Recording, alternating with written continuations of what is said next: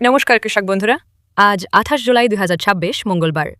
চলুন দেখে নেওয়া যাক নদিয়া ও মুর্শিদাবাদ জেলার আজকের নতুন পাটের বাজার দর।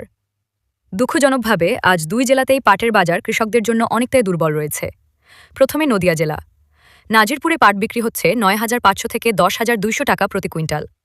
করিমপুরে 9,500 থেকে 10,300 টাকা তেহট্টে, 9,600 থেকে 10,400 টাকা পলাশিতে, 9,400 থেকে 10,200 টাকা আর চাপড়ায় 9,500 থেকে 10,500 টাকা প্রতি কুইন্টাল।